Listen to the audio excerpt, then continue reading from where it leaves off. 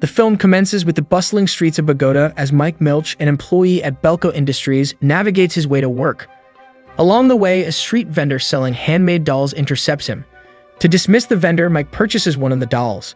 Simultaneously, Barry Norris, Mike's colleague, arrives at the company's headquarters in Bogota, Colombia. Belko, a non-profit organization, facilitates American companies in South America and the hiring of American workers. Barry complies when an unfamiliar guard at the entrance requests his ID and proceeds to inspect the trunk of his car as part of security measures. Barry inquires about a local employee being sent home, but the guard dismisses his question. After the rigorous morning inspection, those who pass through continue with their workday in the office, a typical workplace with assigned sections and the usual hustle and bustle. A new addition to the company, Denny Wilkins, embarks on her first day. Vince, a higher executive, provides her with a brief tour of the company and notably inquires if she has undergone the implantation of a tracker at the base of her skull. This tracking system is in place to ensure the safety of employees and monitor them due to the prevalent kidnappings in Colombia. Following their meeting, Vince officially welcomes Denny to the company. Within the office, Leandra Flores experiences persistent harassment from Wendell Dukes, a colleague who makes her uncomfortable with his unwarranted stares. In response, she messages him to cease his staring. To lighten the mood, Mike shows Leandra the doll he purchased earlier, placing it on her desk as a gift. The two are currently in a relationship, with Leandra going through a divorce. Meanwhile, Amy, a new member of the company, faces immense pressure. Her supervisor assigns her an excessive workload, leaving her shocked and overwhelmed by the demands of her new role. After the supervisor departs, Amy gets to know Roberto and Leata, who have been longtime employees at Belko. They also introduce her to Bradley, an attractive colleague of theirs. Before entering his office, Mike engages in conversation with Terry, another coworker, who reveals that the workplace is less crowded because local workers were sent home. Puzzled by this, Mike observes a guard with heavy equipment from his office window. Intrigued by the security changes, he calls Evan Smith, the head security guard, who is equally unaware of the situation. Suddenly, a voice over the intercom demands the attention of all employees. The voice reveals that there are currently 80 employees in the building and that in 8 hours, most of them will be dead. The chances of survival, according to the voice, hinge on following its orders. The announcement evokes mixed emotions, with some perceiving it as a prank and others finding it deeply disturbing. The voice's first instruction shocks the office. Each employee must murder 2 of their colleagues within the next half hour, with no specific method or criteria outlined. Failure to comply will result in repercussions. Higher executive Brent rushes to the control room to identify the source, but discovers it empty. Panic sets in as employees realize telephone lines are dead. Barry, however, helps calm their nerves. Keith dismisses the announcement as a company prank, but Mike urges caution.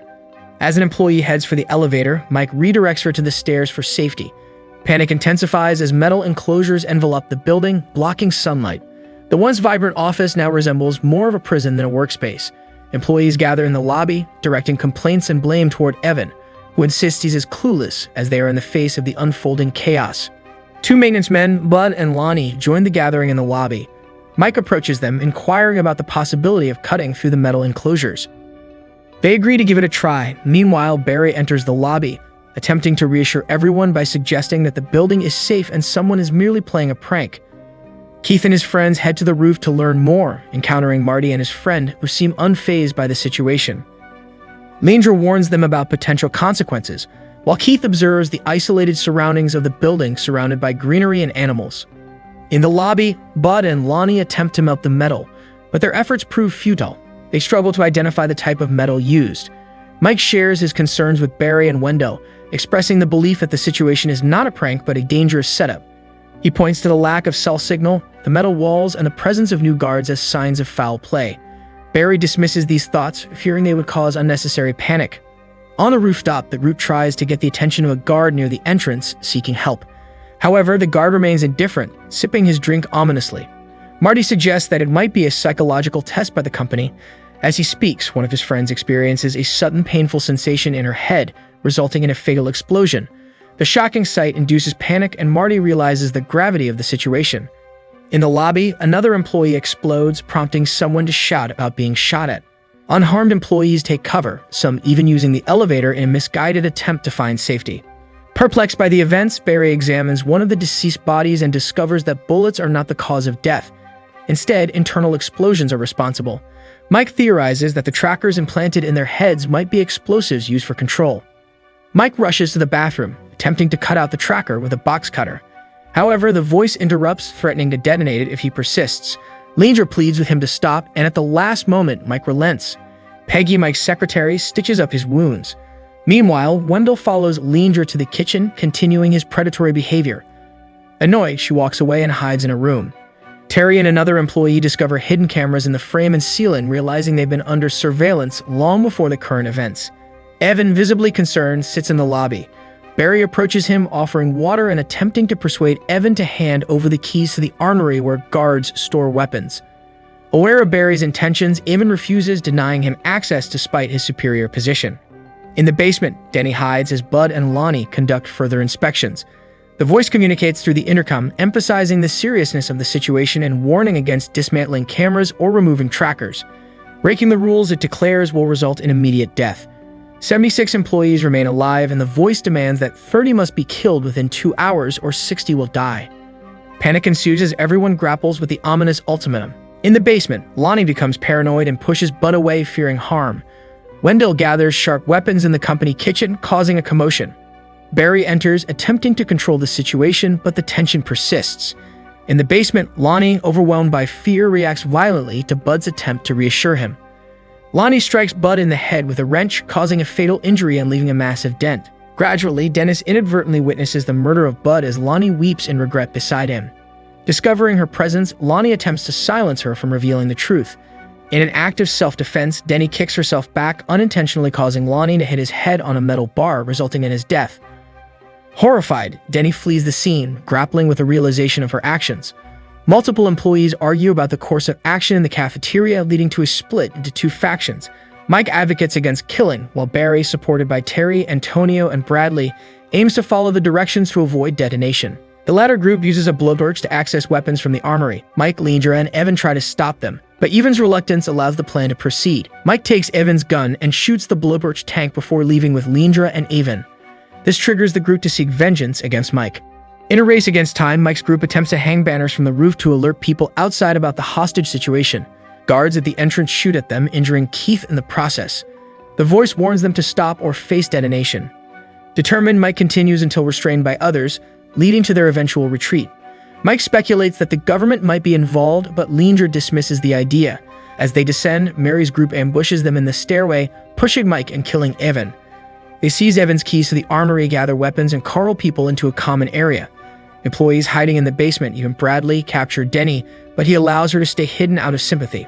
Meanwhile, Mike regains consciousness and discovers Evan has willed to death. Wendell captures him and brings him to the lobby with others.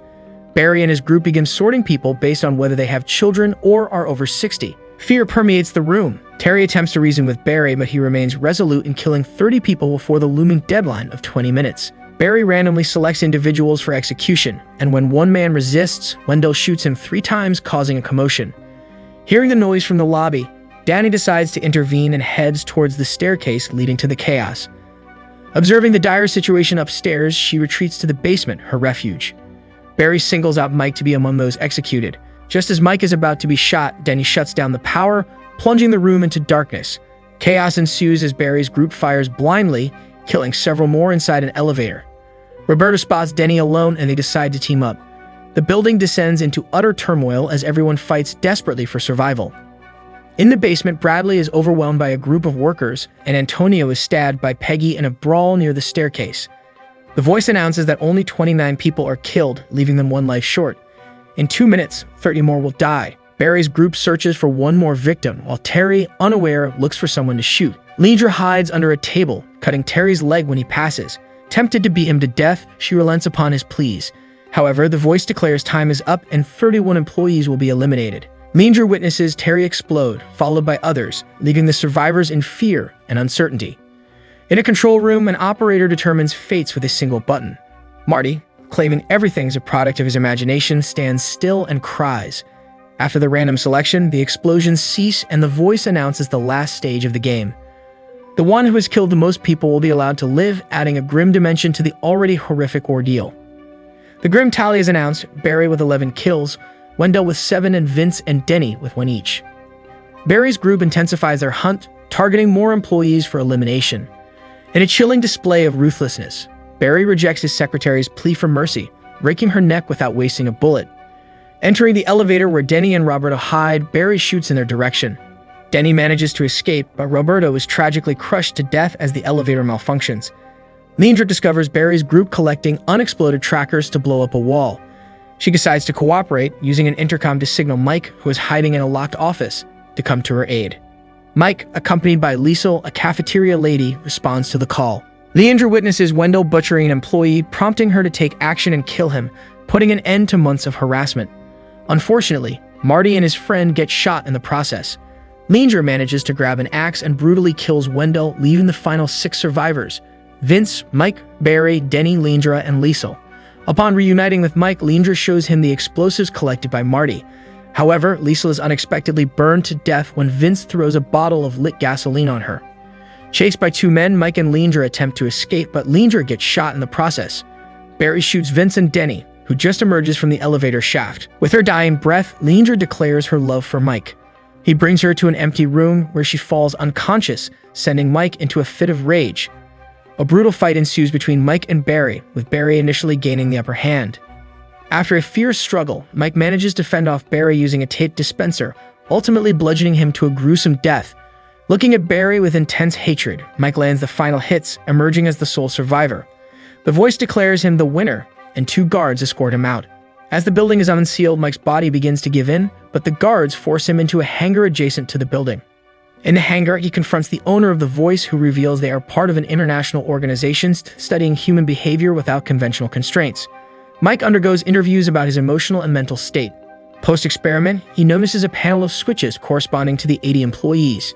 In a surprising twist, Mike discloses that he planted the trackers collected by Marty on the guards and the owner of the voice, making them potentially explosive. Mike rushes to flip every active switch except his own, causing the trackers to explode. The owner of the voice attempts to appeal to Mike's moral beliefs, but driven by anger, Mike kills him. In a state of shock, he leaves the hangar, feeling slightly relieved. Suddenly, multiple monitors reveal that the experiment is conducted in various buildings, indicating that Mike is just one of many sole survivors from similar experiments, all being observed by another group. Abruptly, another voice announces the commencement of Stage 2. The experiment is far from over, revealing that what seemed like the worst is only the beginning of something more sinister and malevolent.